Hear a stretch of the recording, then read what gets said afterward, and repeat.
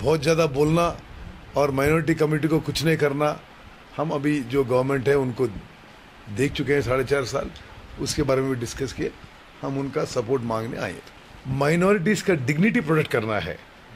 कांग्रेस का ये है कि हम मुस्लिम पर्सनल लॉ में इंटरफेयर नहीं करेंगे, शरीयत में इंटरफेयर नहीं करेंगे।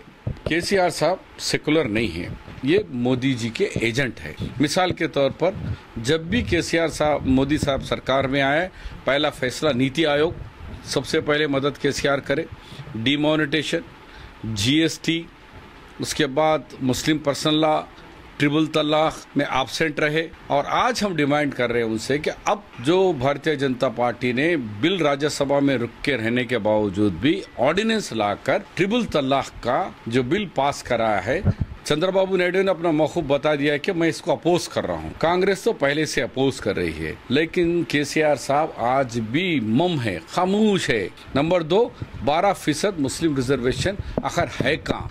कब मोदी जी से लड़ने वाले थे आप? कब सुप्रीम कोर्ट का दरवाजा खटखटाएंगे? 4.5 सालों का नया इलेक्शन भी आ रहा है। बजट बता रहे हैं 2000 करोड़, लेकिन आज तक सिर्फ 700 करोड़ रुपया दिया गया है। 700 करोड़ 2000 का बजट है हमारा। हम मुख्तलिफ पॉलिटिकल पार्टीज़ के लीडर से मुलाकात कर रहे हैं।